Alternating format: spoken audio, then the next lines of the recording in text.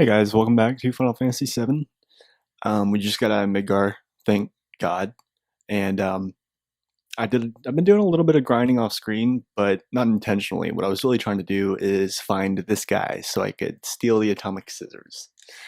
And just want to make sure that there's video evidence of that so nobody thinks I bought them, even though you can't buy them for many shops down the road. Just gonna go ahead and throw that out there. Anyway, I need to end this battle because it's been going on for quite a while. It took me many attempts to steal those. And yeah, got some nice juicy limit breaks in here. And they're toast. So I'm going to go ahead and warn you guys, there is, for anyone who hasn't played the game yet, let's move on here. Yeah, there's going to be quite a bit of story exposition here coming up, because there's a big kind of interlude here that comes when I go into this town, which is the next big plot point that needs to be advanced. And basically we all go and we sort of like powwow at this town, and it's like a big explanation of backstory, and it takes quite a while, so it's probably going to take up most of this episode. I'm sure speedrunners like just skip this shit or open up their PlayStation to make the cutscene short out or whatever those people do. But yeah, you're full of it. Yeah, well, maybe you should, I don't know, like use electricity or some shit. God damn.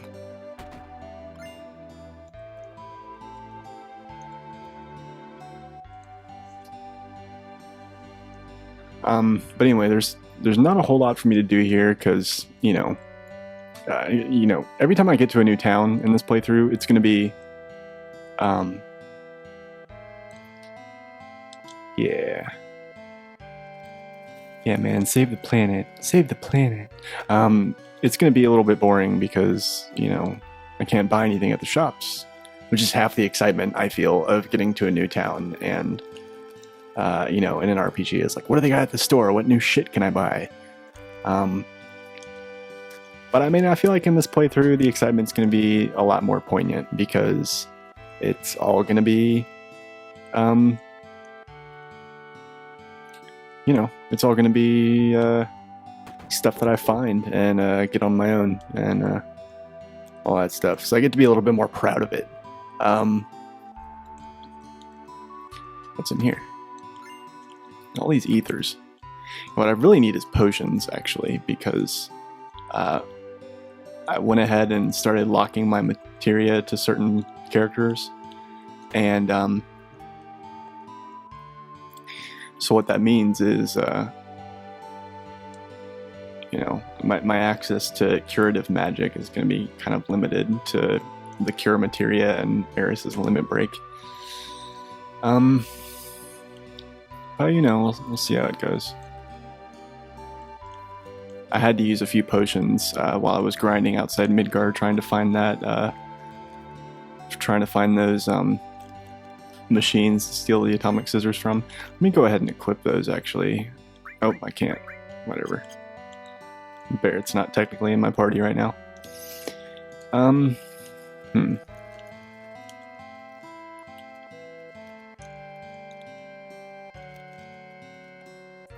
Okay. I'm just running around trying to find all the stuff. There's gonna be a lot of this. Go get him, buddy. With enough practice, you too can be batshit insane like Cloud. That's not true. I mean, it is true, but I'm being facetious. Okay. Let's see what we got going on here. Famous floating city. Yeah, I feel that must be a localization thing, because it's totally not floating. When I first played this as a kid, like, I don't know, I probably mentioned this in a previous episode, but like, it tripped me out because, yeah, lady, it's true. They made monsters. And she's like, well, I don't care. I'll let them make monsters as long as they give me a job. America. What the fuck was I saying? What was I saying before that? Shit. Oh yeah. No, it was basically like the picture of Midgar in my head was literally just like a giant city just floating, or not floating, but like a giant city on a plate floating in the sky, like tethered to the earth or something crazy like that.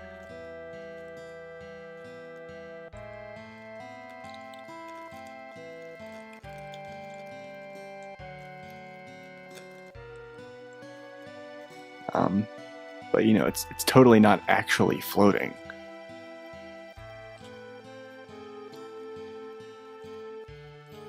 It took me years to put two and two together with there.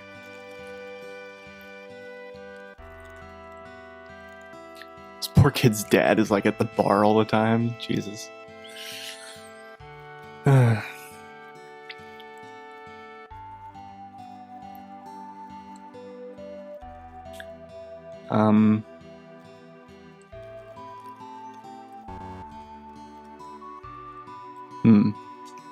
What's going on here?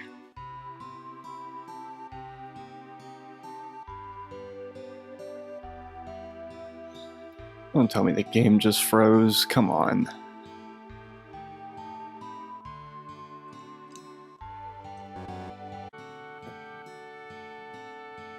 Alright, there we go.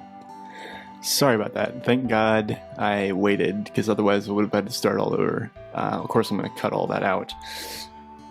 Future Connor, cut that shit the fuck out, please. God, that always terrifies me, like when one of these old games like freezes, and I can tell that's going to be an issue with Let's Plays, because I'm playing it on disc, but it's in my PS3. I didn't want to play the downloaded version because like the ROMs of, or the emulator on the PS3, I don't know, like it's kind of buggy. Like sometimes the sound lags and shit like that. I just wanted it to be like a quality, you know, experience, and you know, not have it be silly like that. The Final Fantasy IX one is really bad. Like playing that on the, like playing the downloaded version from the PSN there is like garbage. Like the sound like lags and freezes really bad all the time. And yeah, it's rough. I'm gonna go ahead and run upstairs to the inn and go ahead and get the plot advanced, and hopefully save before I go around and try and explore too much more. Of course I was late. I was finding treasure, okay? Yeah, I get it. I was late. Sorry. So let's hear your story. You know, the one about Sephiroth and the crisis facing the planet. Tell us the story again, Dad. Bedtime story. This is actually, I mean, it's cool to clarify all this, like, this early in the game. But I feel like they could have done this a lot better. Like, it's cool to sit back and just kind of watch the story unfold, you know? But, yeah. It puts a really big halt to the pacing of the game, and it takes a long time, and you're like, you just gotta have Midgar and you want to go exploring, and now you have to listen to this for like a really long time. Oh, sorry, I bumped the table. And yeah, Sephiroth was dark and mysterious. I kind of had a crush on him. We trusted each other until one day. Till one day he asked me out, and I was like, well, I didn't know you swung like that, Sephiroth. Put down any resistance. And there was the don't ask, don't tell policy at the at Soldier. but our love was too strong. God, that's probably like some really gross hentai somewhere.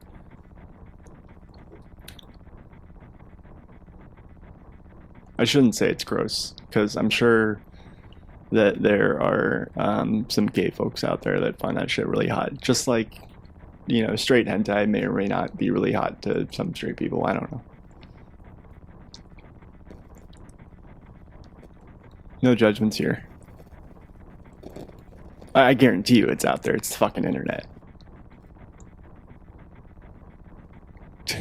Cloud's like, I wouldn't know about motion sickness. You guys are all pussies. Just gonna stand here and look badass. Sephiroth sounds so casual for a villain here. Like he's like, hey man, what's up? Settle down, bruh.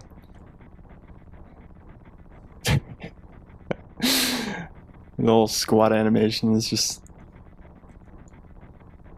He's like, yeah man, new materia, yeah. You're such a kid.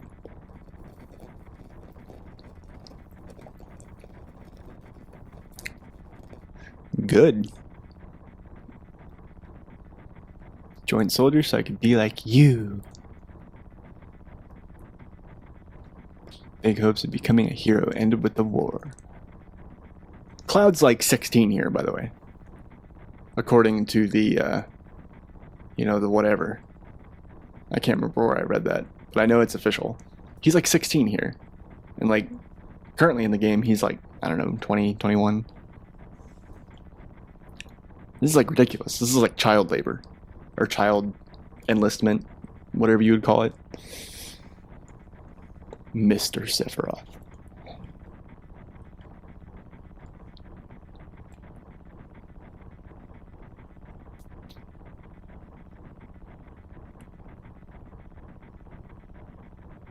So kill a bunch of monsters and then repair a few PCs. Got it.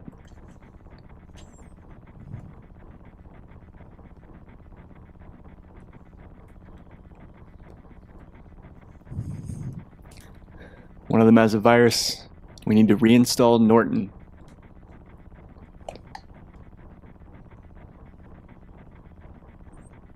Or like McAfee or some shit. That would be our monster. Oh, it's monster with a capital M. I love monster, by the way. I have a problem. The 0 calorie ones specifically. I like the 0 calorie ones because they like don't leave that like nasty, pasty sugar goo on your teeth. So Cloud's toast, and then yeah, I can't control Sephiroth here. He just kind of does his own thing. But yeah, and you get to see Sephiroth just absolutely torch the Drurgin, and he like crits every single time. Takes 0 damage. Just wipes the floor with the stupid dragon. Oh my god.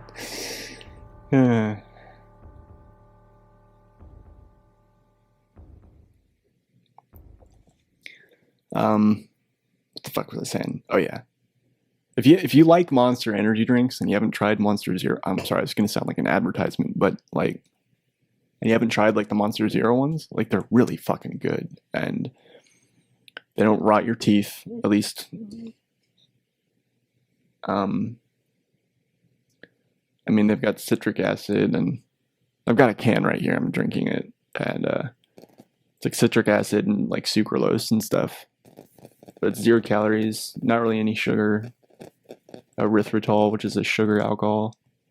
I don't know. Like they're just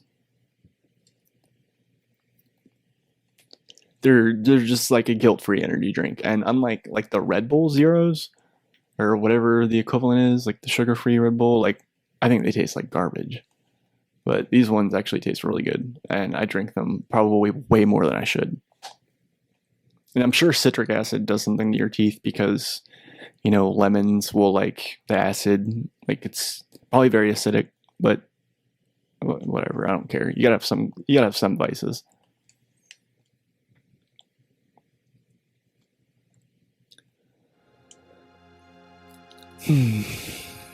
All right. How does it feel?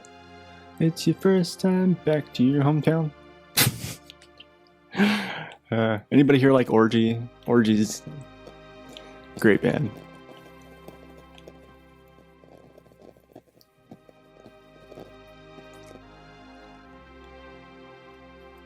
I remember when I was a kid and I first heard Orgy, I was like, wow, they're really like gay looking. Like, you know, like for, I guess, straight people know what I'm talking about. Like when you're a kid and like, you don't necessarily hate gay people, but you still pick something. Like you're a kid and you don't have any like social graces, so you're just like, that looks gay. Like that looks like they're probably gay, like, you know, whatever. But you're not saying anything bad about it. You're just like, I don't really know what the technical term for that is. Like, and then like, but like their music is so cool and they like wear all this makeup and stuff, and I'm sure one of them is gay, but but it's like, it's not even all the old members have like left the band. Like the lead singer is the only one that's left, and he's like 50 years old, but he wears so much like makeup, and he's so tall and statuesque that he still looks like he's like 30. He probably looks younger than me. And it's just it's one of those things. But it's like, it's really cool. Like they were like in that whole like nu metal period of like music that was honestly really bad, but there was something about it at the time that was just really cool, I guess, because it was, I mean, it was kind of experimental at the time, even though it was essentially pop music. And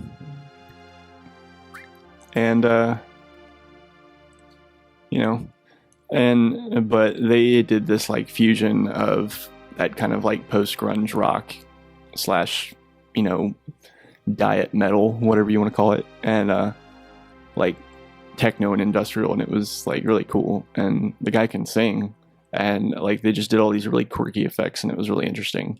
And they always used like synth guitars and stuff, and it was, I don't know, it just sounded different. Now their music sucks because it's like pure electronic, and it's like, well, not that pure electronic is bad, but it sucks for them. And like I'm waiting for it to like devolve into dubstep or some stupid shit like that. I'm sorry, but I really hate dubstep. I'm just like, if you like dubstep, fine, but I think it's really crappy music, and it's really kind of like, I'm gonna get elitist here. It's like, I don't know, like now pop music is like, it's techno. Like if you listen to pop music from 10 years ago and listen to pop music from now, pop music now is what people called techno like 10 years ago. And come on, Barrett, what's the matter? I'm trying to tell a story here. Isn't that oh, this is funny. Barrett like freaks out and he's like, arr. He does his little crab animation. I remember Genova, that's that damn headless spook living in the Schumer building. Bear, bear, bear, bear.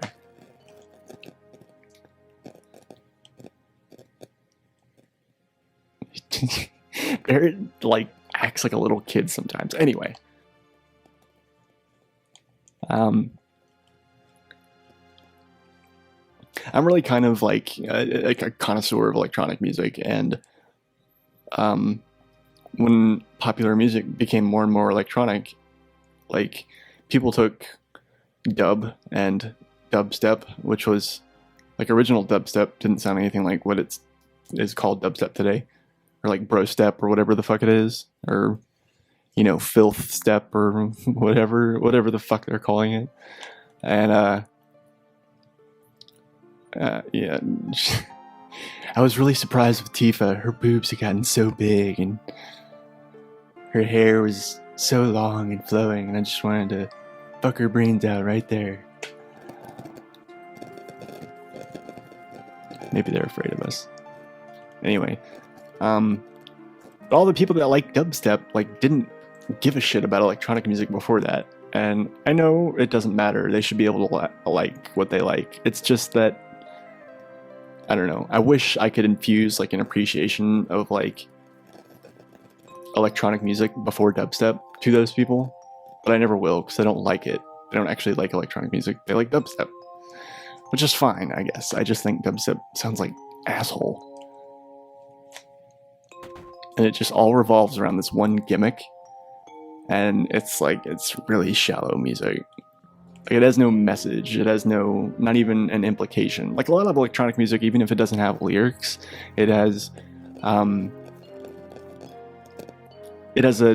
implied meaning through samples, mood, melody, whatever. When the title of the song, like people write songs about concepts, you know, a painting or a statue. It doesn't have lyrics, but it can still tell a story. You get what I mean? Like dubstep doesn't have that. It's just like get drunk and fucking get pregnant music, pretty much. Or no, roll your face off, I should say. Not get drunk. Get drunk and roll your face off. I don't know. I'm over time. It's 21 minutes. I'm going to stop being a self-righteous prick about music. Although, you can expect that from me. I'm just going to let you know. I hope you find it amusing. I hope you can laugh about it. I mean, I can laugh about it. It's just opinions. But I'm going to go ahead and cut the episode, and we'll be right back.